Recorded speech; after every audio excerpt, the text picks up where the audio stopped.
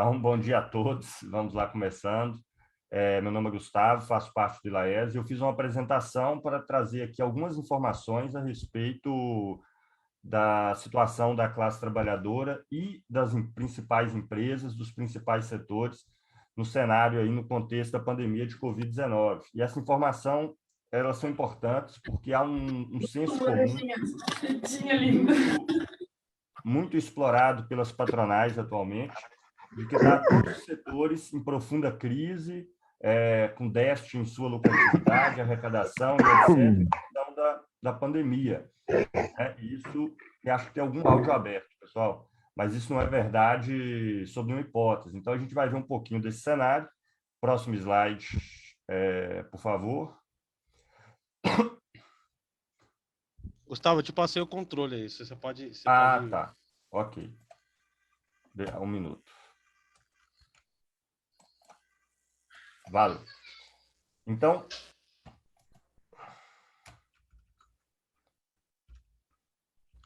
a primeira coisa que a gente queria mostrar, nós no ILAES desenvolvemos uma metodologia, porque no Brasil,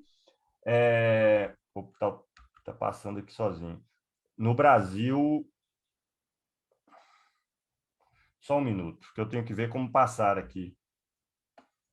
Desculpa, é que eu tive que desligar meu microfone aí, acabei clicando sem querer, mas agora eu vou só desligar meu microfone e se assume aí. Tá, ok.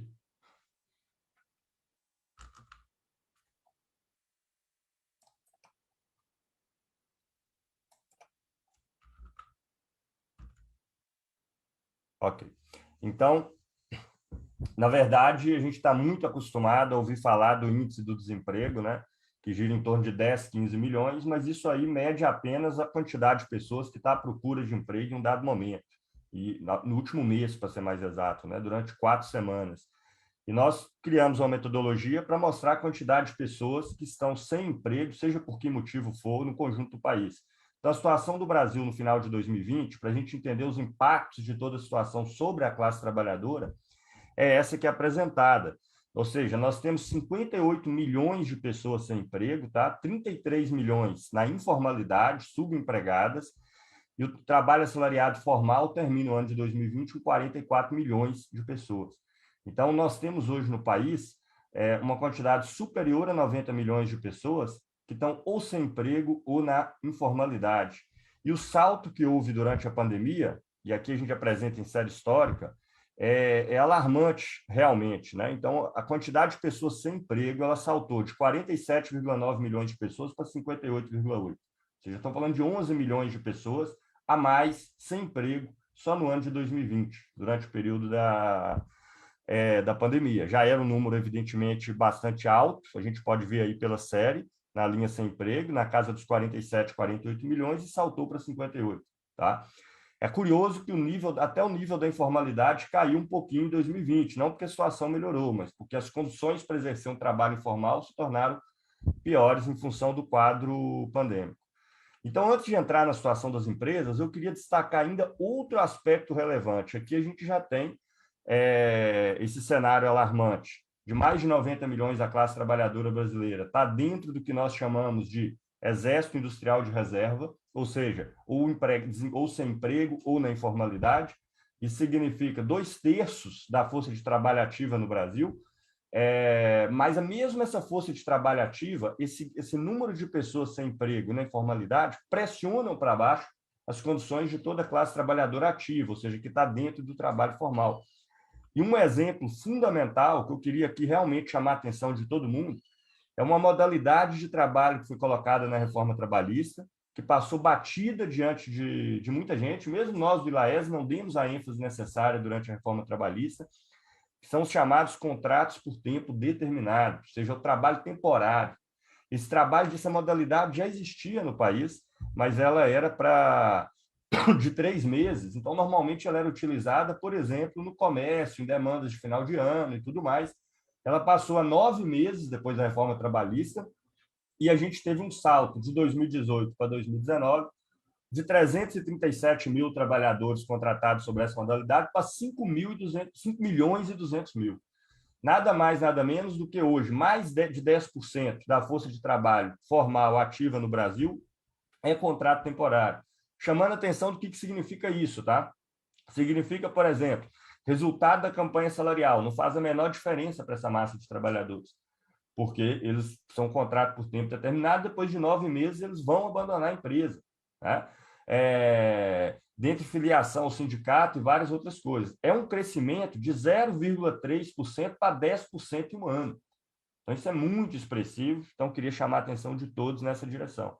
Então, não há dúvida de que existe, sim, crise do ponto de vista da classe trabalhadora e que a pandemia acentuou esse aspecto, né? Quanto a isso, não há dúvida nenhuma. Mas, do ponto de vista da classe capitalista, não necessariamente. Existiram setores impactados pela pandemia, mas foi enorme minoria, tá? Porque a produção ela continuou a todo vapor no Brasil, praticamente todos os setores produtores de mercadoria foram considerados serviços essenciais, então eles continuaram a produzir normalmente durante toda a pandemia. Quando houve paralisação, foi, grosso modo, um curto período no segundo trimestre de 2020, com auxílio do governo que as empresas receberam, que chegaram a economizar quase que metade da massa salarial das empresas, né? Então, só para a gente ter uma ideia, eu vou começar os setores mais extravagantes do ponto de vista do crescimento, tá? Isso aqui só para a gente ter uma ideia mesmo, porque o agronegócio tem um impacto no Brasil do ponto de vista da balança comercial, de importação e exportação, e foi o melhor ano da história do agronegócio, em 2020. Nós temos uma base de dados com 22 empresas, das maiores do setor, e essas 22 empresas saltaram de 171 bilhões de arrecadação para 233. Então, a gente está falando aí de um crescimento nesse período que é da ordem de 20% a 30%. Né? O lucro bruto saltou de 14 para 30 bilhões.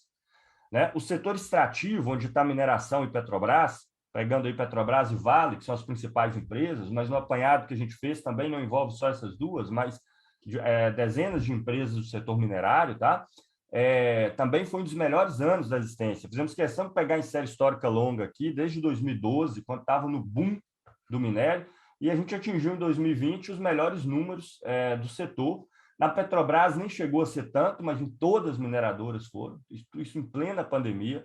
Então, todas as empresas que nós consideramos, veja, 427 bilhões de arrecadação em 2020, 412 no ano anterior. O lucro bruto foi de 171 para 208 em 2020. Com alguns números que chegam a ser até revoltantes, tá? Mostrar aqui para vocês, isso aqui é a produtividade, se considerar a massa de trabalhadores empregados no setor, e a produtividade aqui não é em termos de receita, mas em termos de lucro bruto, ou seja, de valor adicionado. Então, cada trabalhador no setor minerário passou em 2020 a incorporar 2 milhões e 200, deu um probleminha na apresentação, 2 milhões e 244 mil reais anuais, contra 1 milhão e 700 mil no ano anterior. Assim, um salto realmente galopante de produtividade de um ano para o outro. E vejam isso, no ano de 2020, em plena pandemia, a Vale do Rio Doce ela distribui 18,6 bilhões de dividendos. Tá? Isso chega a ser revoltante porque, passado Mariana e Brumadinho, pouco tempo depois, já em 2020, a Vale distribui o maior dividendo do Brasil. Nós estamos falando de 2,6 bilhões de dividendos da Vale do Rio Doce. Petrobras, 5,7 bilhões. Para dar um outro exemplo aqui, CSN Mineração, 1,6 bilhões de reais em dividendos, tudo no ano de 2020 apenas. Tá? Então, veja, o setor da mineração é um dos melhores anos da história, literalmente. E produziram como nunca durante todo o ano pandêmico aí de 2020, tá? Os demais setores, tem setor que tem retrocesso, por exemplo, o setor bancário, para dar uma ideia, mas tem retrocesso porque a taxa de juros baixou um pouco nesse período, justamente porque, pelo cenário instaurado em função da pandemia, então houve uma baixa da taxa de juros, mas é porque o setor ganhou nos anos anteriores valores inacreditáveis. A gente pode ver que os números de 2020 no setor bancário não são ruins. A gente reúne em nossa base de dados mais de 20 das maiores instituições bancárias do país, 627 bi de arrecadação em 2020, queda em relação ao período que vem de 2015 para cá, porque os bancos ganharam como nunca. Se a gente vê já no período anterior, a receita do último ano foi bem maior, né? Então, só para a gente ter uma ideia da produtividade do setor bancário, 587 mil de valor incorporado por trabalhador em 2020, valores muito superiores àqueles anteriores ao ano de 2016, tá? E assim, é uma regra, tá? É uma regra com poucas exceções que eu vou mencionar já já. Então, por exemplo, setor de autoveículos houve queda, né? Houve uma paralisação da produção no primeiro semestre do ano passado. Ainda assim, isso aconteceu um pouco de maneira oportunista pelo setor, em partes porque já existia uma quantidade grande de veículos nos pátios e também porque houve uma certa deficiência no envio de matéria-prima da China, de certos componentes que eram utilizados. Eles aproveitaram, receberam o recurso do governo, que subsidiou todo o período de paralisação e voltaram a produzir a todo vapor. Então, o setor caiu de 2,9 milhões de veículos produzidos em 2019 para 2,02 milhões, 1 milhão aí mais ou menos de queda, tá? Mas a gente pode ver que, olhando pela Anfávia, a série mensal, logo após o fim da paralisação, que foi subsidiada pelo governo em junho, a produção voltou ao ritmo normal, ao ponto de, nos 2 últimos meses do ano passado, ser superior a 2019, que foi antes da pandemia. Agora, a dinâmica é essa. As empresas mantêm a produção e a produtividade, mas com relação ao emprego, não. Então, a gente vê aqui o emprego no setor automotivo, em azul 2018, vermelho 2019, amarelo 2020, verde 2021. São queda contínua, 3 anos e meio de queda no emprego. Terminando esses 12 últimos meses, por exemplo, com produtividade superior aos 12 meses do período anterior, né? 1,96 veículos por trabalhador em relação a 1,7 que foi produzido antes. Aqui a gente pode ver a conformação com as montadoras. Em 2020, General Motors terminou na ponta, a Fiat recuperou o 10 posto minutos. do primeiro lugar. Em 2021, voltando a ser aí a montadora com maior produção no Brasil, tá? Durante o período de 2021. E a gente teve uma variação, óbvio, no primeiro semestre desse ano, de 26% de crescimento da produção em relação ao mesmo período do ano passado, tá? Autopeças, para a gente ter uma ideia, que está aí na base, né, na cadeia do setor de autoveículos, chegou a ter recorde histórico de uso de capacidade instalada ainda esse ano. Então, em fevereiro desse ano, eles atingiram 77% de capacidade instalada, o recorde histórico do setor, maior uso de capacidade instalada do setor de autopeças, né? Para a gente ter uma ideia. A dinâmica mesma, tá? Recuperação na receita desde metade do ano passado e queda no emprego, significa aumento de produtividade do setor durante esse período. Alguns setores estiveram, durante o ano de 2020, no melhor cenário da história, tá? É o caso, por exemplo, do setor de eletroeletrônico, embora seja um setor relativamente pequeno no Brasil, tem que ver, inclusive, com algo que está no título, né, do seminário hoje, que é a Indústria 4.0. O Brasil passa um pouco fora da revolução tecnológica que tem o setor eletroeletrônico no topo, mas nós temos aqui, sim, várias empresas que são responsáveis pela montagem e distribuição de alguns produtos importantes aí do setor. Recorde de produção, 173 bilhões no ano de 2020, percebe? É muito importante a gente atentar isso, porque o senso comum acha que houve retrocesso e prejuízo na grande maioria das empresas, o que tende a colocar os trabalhadores na defensiva. Esse discurso é falso, porque a produção continuou. Alguns setores foram impactados, por exemplo, o setor aeronáutico foi um pouco impactado em função da paralisação do setor comercial. Evidentemente, o setor de comércio foi impactado, mas principalmente o pequeno comércio, o e-commerce, que é o comércio via internet, está crescendo como nunca no Brasil. A gente vê aqui no setor de eletroeletrônico 173 bi de faturamento, recorde histórico do setor no país, tá?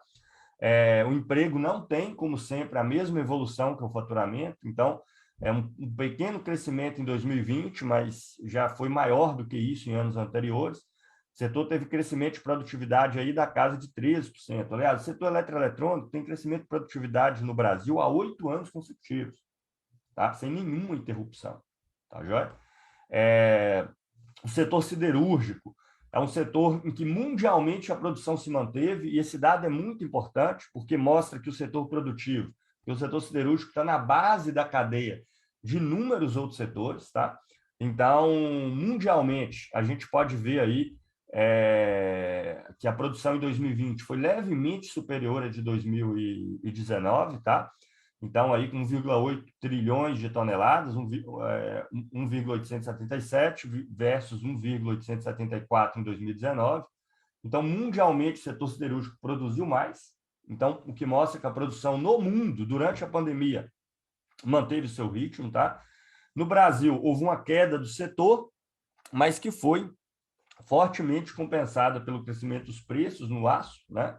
E o setor também teve recorde de faturamento, 104 bi em 2020, em relação a 98 bilhões no período que precedeu, no período anterior. Novamente, o emprego não evolui na mesma dimensão e na mesma intensidade que a produção. Aí a gente tem em vermelho os empregados, incluindo os terceirizados, em azul, os empregados diretos. Então, o setor que teve avanço no faturamento, como a gente viu hoje, de 98 bi para 104 bi em 2020, retração no emprego de 112 mil trabalhadores, empregados para 103 e dos diretos de 66 para 64. Então, o setor siderúrgico, por exemplo, teve um ganho de produtividade de mais de 10%. E tudo isso somado... Quanto? 15. Ok. E tudo isso somado, tá? A maior inflação que é registrada no Brasil aí nos últimos 5, 6 anos, tá? Então, nós tivemos o INPC nesses últimos dias, no acumulado dos últimos 12 meses, atingindo 9,85%. Já vai muito provavelmente no próximo mês superar as 2 casas decimais. Nós estamos falando de uma inflação superior a 10%, o que significa que qualquer reajuste salarial até o INPC significa simplesmente a reposição do que existia antes e que tem um impacto grande, no caso do INPC, no setor de alimentos. É puxado pelo transporte, em primeiro lugar, pelo preço dos combustíveis, mas o segundo peso maior na composição desse INPC que dispara é exatamente o alimentos, com impacto aí geral e elevado na cesta do conjunto da classe trabalhadora, ativa ou inativa, formal ou informal.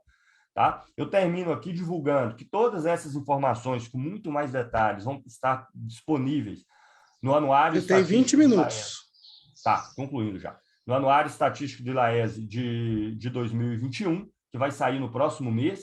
A gente tem ali representado uma base com cerca de 700 empresas, das maiores do país, de todos os setores, e lá vão aparecer os índices de produtividade, exploração, emprego, por empresa, por subsetor e por setor, podendo servir de um auxílio importante aí na unificação e como estímulo às campanhas salariais desse ano. Então, eu termino por aqui. Do ponto de vista da classe trabalhadora, o cenário é, sem dúvida, terrível, chama atenção para a importância de se combater a questão do contrato temporário de trabalho, que vem tomando conta da classe trabalhadora brasileira. 10 milhões a mais de pessoas sem emprego no ano de 2020, mas de forma alguma o setor produtivo tem, do ponto de vista dos empresários, patrões e capitalistas, o cenário é esse. A ponto da Vale ter a cara de pau de logo após Brumadinho dar um dividendo de mais de 18 bilhões de reais no ano para os seus acionistas. Então, eu agradeço aí a oportunidade, estou à disposição para esclarecer qualquer dúvida e aprofundar cada um desses temas aí no conjunto do seminário. Então, muito obrigado.